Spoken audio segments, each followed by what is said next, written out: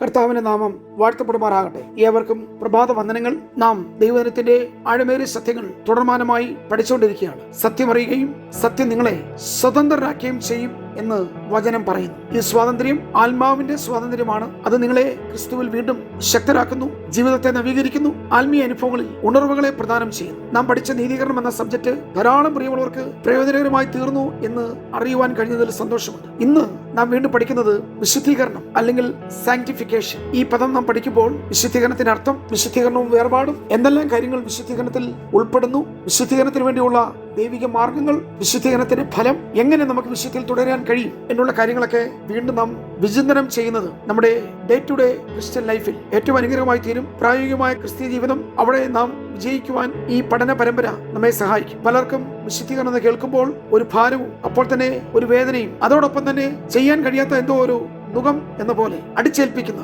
ചെയ്തു തീർക്കേണ്ട, പരിശ്രമിച്ച് ശരിയാക്കേണ്ട, പ്രവർത്തിച്ച് തെളിയിക്കേണ്ട എന്തോ ഒരു വസ്തുത സംഗതി എന്ന രീതിയിൽ വിശുദ്ധീകരണം കേൾക്കുമ്പോൾ തന്നെ നാം അസ്വസ്ഥരാകാറുണ്ട്. എന്നാൽ പ്രിയരെ, എന്നെ നിങ്ങളുടെ വിശുദ്ധി എന്ന് പറയുന്നത് കർത്താവ് തന്നെയാണ്. വിശുദ്ധ തിരുവെഴുത്തുകൾ പറയുന്നു, കർത്താവായ ക്രിസ്തുവിനെ നിങ്ങളുടെ ഹൃദയങ്ങളിൽ വിശുദ്ധീകരിപ്പി, അല്ലെങ്കിൽ ക്രിസ്തുവിനെ നിങ്ങളുടെ ഹൃദയങ്ങളിൽ കർത്താവായി വിശുദ്ധീകരിപ്പി. അപ്രകാരം കർത്താവ് നമ്മുടെ വിശുദ്ധിയായി മാറുമ്പോൾ അത് നമ്മുടെ ജീവിതത്തിന്റെ സ്വഭാവമായി തീരുന്നു. അത് നമ്മുടെ ഒരു അവസ്ഥയായി മാറുന്നു, പ്രകൃതമായി മാറുന്നു, ഒരു സ്ഥിതിയായി മാറുന്നു. അതിൽ നിന്ന് ഒരിക്കലും നിങ്ങൾക്ക് ഒഴിഞ്ഞിരിക്കാൻ പിന്നെ കഴിയുകയില്ല. നാം പഠിച്ചത് നീതീകരണം ആത്മാവിൽ ബാധിക്കുന്ന, ആത്മാവുമായി ബന്ധപ്പെട്ട വിഷയമായിരുന്നു. നീതീകരണം സംഭവിച്ചത് ആത്മാവിലായിരുന്നു. അതാണ് ഭൂതകാല രക്ഷ എന്ന് പറയുന്നത്. ഞാൻ രക്ഷിക്കപ്പെട്ടു, ആത്മാവിൽ ഞാൻ നീതീകരിക്കപ്പെട്ടു. അത് സംഭവിച്ചത് വീണ്ടും ജനനത്തോടു കൂടിയായിരുന്നു. അതിന് എന്നെ സഹായിച്ചത് ദൈവവചനവും പരിശുദ്ധാത്മാവുമായിരുന്നു. ആദാമ്യ സ്വഭാവത്തിൽ നിന്ന്, പാപപ്രകൃതിയിൽ നിന്ന്, അതിക്രമങ്ങളാലും പാപങ്ങളാലും മരിച്ചവനായിരുന്ന എന്നെ ക്രിസ്തു ജീവിപ്പിച്ചു, അല്ലെങ്കിൽ ഉയർപ്പിച്ചു. പുറമേ ഉണ്ടായ എന്തെങ്കിലും മാറ്റത്തെ കുറിച്ചല്ല ദൈവവചനം നമ്മെ പഠിപ്പിക്കുന്നത്. എന്റെ അകമേ, എന്റെ ഉള്ളിൽ, എന്റെ ആത്മാവിൽ അവിടെ സംഭവിച്ച ഒരു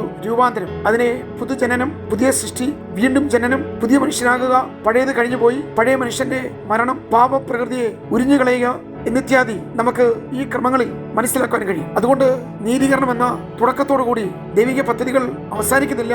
അവിടുന്ന് വർത്തമാനകാല രക്ഷ, അതിനെ വിശുദ്ധീകരണം എന്ന് പറയുന്നു, സാങ്ക്ടിഫിക്കേഷൻ. പ്രിയമുള്ളവരെ, വിശുദ്ധീകരണവും ശുദ്ധീകരണവും രണ്ടും രണ്ടാണ്. ശുദ്ധീകരണം പ്യൂരിഫിക്കേഷൻ ആണ്. ശുദ്ധീകരണം തുടർമാനമായി സംഭവിച്ചുകൊണ്ടിരിക്കുന്നു. നാം ജഡത്തിലെ ആത്മാവിലെയും കൺമൻഷൻ പോക്കി ദിവസേന ശുദ്ധീകരണം പ്രാപിച്ചുകൊണ്ടിരിക്കും. കർത്താവ് യേശുക്രിസ്തു ശിഷ്യന്മാർ കാല് കഴിയപ്പോൾ ശീമോൻ പത്രോസ് വിലക്കി. പക്ഷെ കർത്താവിന്റെ മറുപടി, ഞാൻ നിന്നെ കഴുകാഞ്ഞാൽ നിനക്ക് കഴുകൽ ആവശ്യമാണ്. നമുക്ക് എപ്പോഴും ശുദ്ധീകരണം ആവശ്യമാണ്. ദൈവത്തിന്റെ വചനം പറയുന്നു, അവന്റെ പുത്രനായ യേശു രക്തം നിങ്ങളുടെ സകലവും പാപം പോക്കി നിങ്ങളെ ശുദ്ധീകരിക്കും. യോഹന്നാന്റെ സുവിശേഷം 15-ാം അധ്യായത്തിൽ കർത്താവ് പറയുന്നതാണ്, ഞാൻ നിങ്ങളോട് സംസാരിച്ച വചന നിമിത്തം നിങ്ങൾ ഇപ്പോൾ ശുദ്ധിയുള്ളവരാണ്. തുടർമാനമായി നടക്കുന്ന ഒരു പ്രക്രിയയാണ് ശുദ്ധീകരണം എന്നുള്ളത്. എന്നാൽ വിശുദ്ധീകരണം അതൊരു അവസ്ഥയാണ്. എന്താണ് വിശുദ്ധീകരണം എന്ന് പഠിക്കുമ്പോൾ, മാനസാന്തരപ്പെടുന്ന ഒരു പാപിക്ക് യേശുക്രിസ്തുവിന്റെ പാപപരിഹാര ബലിയിലൂടെ ലഭിക്കുന്ന പദവികൾ പലതാണ്. ഒന്നാമതായി, അവൻ പാപത്തിന്റെ ദാസ്യത്വത്തിൽ നിന്ന് വീണ്ടെടുക്കപ്പെടുന്നു. തുടർന്ന് വീണ്ടും ജനനം പ്രാപിച്ച് സ്വർഗീയ കുടുംബത്തിലെ അംഗമായി തീരുന്നു. ദൈവം അവനെ അവന്റെ സകല അനീതികളും പോക്കി നീതിമാനായി കണക്കാക്കുന്നു. മാത്രമല്ല, അശുദ്ധനെ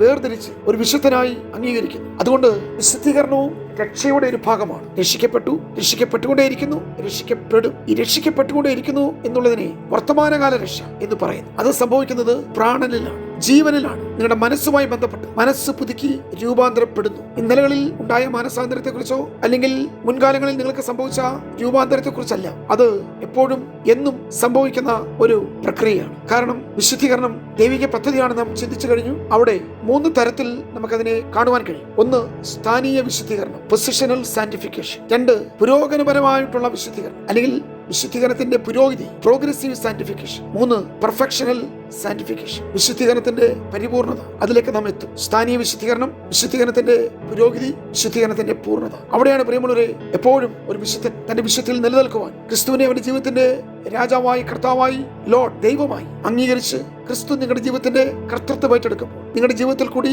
കർത്താവ് വെളിപ്പെടുവാൻ, അല്ലെങ്കിൽ കർത്താവിന്റെ ഇഷ്ടം വെളിപ്പെടുവാൻ, കർത്താവിന്റെ ഹിതം വെളിപ്പെടുവാൻ, സമ്പൂർണ്ണമായ ദൈവിക പദ്ധതിയിൽ നിങ്ങൾ പ്രവേശിക്കുമ്പോൾ ക്രിസ്തു നിങ്ങളുടെ യജമാനനായി, കർത്താവായി, നിങ്ങളുടെ ലൈഫിനെ എല്ലാ മേഖലയിലും നിയന്ത്രിക്കുന്ന ക്രിസ്തുവിന്റെ കർത്തൃത്വം നിങ്ങളുടെ മേൽ ആധിപത്യം പുലർത്തുമ്പോൾ, അവിടെ നിങ്ങളുടെ അവകാശവാദങ്ങൾ, താല്പര്യങ്ങൾ, ഇഷ്ടങ്ങൾ, മോഹങ്ങൾ, വൈകാരിക തലങ്ങളിലുള്ള നിങ്ങളുടെ അനുഭൂതികൾ, ജഡത്തിന്റെ സുഖങ്ങൾ, ബാക്കിയെല്ലാം നൈമിഷികമായ താല്പര്യങ്ങളോടുള്ള, സകലത്തിനോടുള്ള നിങ്ങളുടെ വിരക്തി അല്ലെങ്കിൽ മരണം ഇല്ലാതാക്കുവാൻ, ക്രിസ്തുവിൽ ഒരു പുതിയ മനുഷ്യനാക്കി ജയാളിയാക്കി നിങ്ങളെ നിർത്തുവാൻ കർത്താവ് നിങ്ങളുടെ ജീവിതത്തിന്റെ എല്ലാ മേഖലയിലുള്ള നിയന്ത്രണം ഏറ്റെടുക്കുന്ന നിമിഷം വരെയും വിശുദ്ധിയിൽ നിൽക്കുവാൻ നിങ്ങളിലൂടെ കർത്താവ് പ്രവർത്തിച്ചുകൊണ്ടേയിരിക്കും. അല്ലെങ്കിൽ നിങ്ങൾ കർത്താവിനെ അനുവദിക്കുന്നെങ്കിൽ നിങ്ങൾക്ക് വിശുദ്ധിയുടെ സമ്പൂർണ്ണമായ വിജയം നിങ്ങളുടെ ലൈഫിൽ വെളിപ്പെട്ടുകൊണ്ടേയിരിക്കും. അല്ലാതെ കുറച്ച് കർത്താവും കുറച്ച് മാമോനും കുറച്ച് ക്രിസ്തുവും കുറച്ച് ലോകവും കുറച്ച് ആത്മീയവും കുറച്ച് ഭൗതികവും കുറച്ച് നിത്യതയും ബാക്കി കുറച്ച് ഈ ലോകത്തിന്റെ താല്പര്യങ്ങളും കുറച്ച് ദൈവികവും കുറച്ച് മാനുഷികവും ഇതെല്ലാം അവിടെ കൂട്ടിക്കലർത്തുന്ന ഒരു സങ്കരമായിട്ടുള്ള ലൈഫ് സ്റ്റൈൽ, അതിനെ ഒരിക്കലും വിശുദ്ധീകരണം എന്ന് പറയുന്നില്ല. ക്രിസ്തുവിനെ നിങ്ങളുടെ ജീവിതത്തിൽ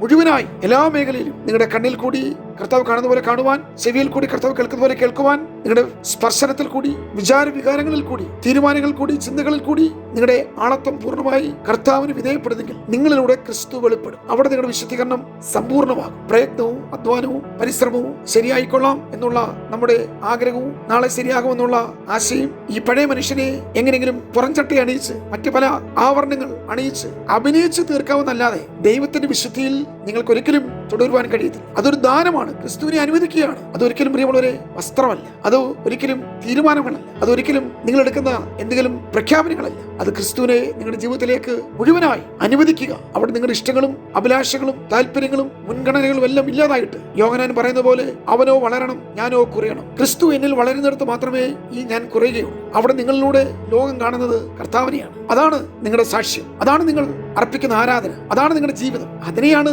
വിശുദ്ധി എന്ന് പറയുന്നത്. ദൈവം നമ്മെ സഹായിക്കട്ടെ.